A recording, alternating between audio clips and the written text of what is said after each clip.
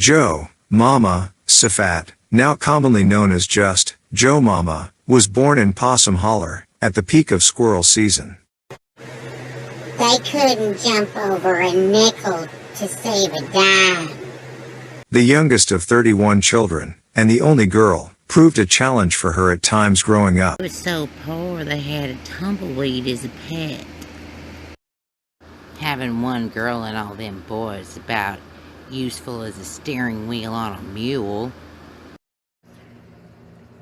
She was always a gung-ho person. She'd do anything for anyone. She had big dreams. Wanting to be heard and needing to be heard was a constant struggle for Joe Mama as a child. The inability to understand her at times was what would inevitably lead way to her greatest contributions to music. So you can make a bishop mad enough to kick a stained glass window, make a preacher cuss. When Joe Mama was 5, she was able to attend a Branson theater show with her Auntie M. While in line for concessions, her dreams were formed. Watching intensely to every soda poured for every guest became a fascination for her. Midst these fantasies came the unknown fame she eventually achieved. After many years of dreaming, her wish finally came true. She was hired as the candy girl at one of the Branson theaters. Yeah, Joe Mama was pretty good at concessions. Hard work ended up paying off for Joe Mama as she rose from the depths of the candy aisle to the heights of the fountain drinks. I made popcorn with her. She got that promotion. She was grinning like a possum eating a sweet tater. Fountain drinks. She credited her many vacationing bus fans to helping her achieve her goals. Living in Branson also gave way for Joe Mama to rub elbows with some of the industry's greatest artists. Rumor has it that while standing in Branson drug one day, Carl Perkins overheard Joe Mama and the words he heard led him to write Blue Suede Shoes. Another story claims that while in line for the restrooms at Silver Dollar City, the group TLC heard Joe Mama recite words that sounded interesting and ended up as lyrics on their Don't Go Chasin' Waterfalls album.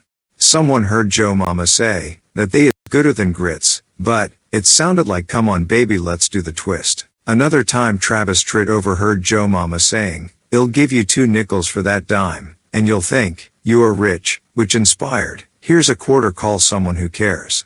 But, for Joe Mama, the long hours and constant need for service at the concessions started to go to her head. When she first started it was the addiction to soft stuff like bubblegum and taffy. Those ended up only being the gateway substances to her much harder addiction, rock candy, Jawbreakers, and Jolly Ranchers. It was at this time, Joe Mama's life began to spiral. She went through approximately 5 husbands in this period. Yeah, this is Larry, and it was Joe Mama's 3rd and 6th husband. I'm Reginald, it's Joe Mama's 2nd and 8th husband. Yeah, we sang together and made sweet, sweet harmonies. I married that lady 5 times. That woman could dance, man. She made my soul go just watching her dance. I love to watch her dance, dance, dance, dance. I think I was like 4 and 10 or 4th husband and 10th, something like that. She gets you on with the giddy up. She just when he sings, falling down. Even though this time was full of angst, Joe Mama kept on inspiring hit after hit. Like a virgin, When Doves Cry, Don't Mess With My Toot Toot, In a Dagata Di Vita, Ain't Going Down Till the Sun Comes Up, and the list goes on. Joe Mama totally inspired Love Shack, Baby Got Back, Can't Touch This. Well, that's what they say. Like, she influenced so many people, but nobody even really knew it was her. I don't think she even knew it was her. She was partying like the rock stars she helped create. Oh, I gave her the time of her life when we went to Vegas. Oh boy, Joe Mama was never the same after that. Oh, the cruises, the way we go on and on. Sometimes she'd have two husbands with her at once. There was jealousy like she had never experienced. I don't know what all the fuss is about Joe Mama. She was no muse. I was the muse if anybody was the muse. This sister was the muse. I have no idea how she got all these men all the time. Every time I tried for a new position, there was Joe Mama beating me to it. I don't know why. I got a good personality.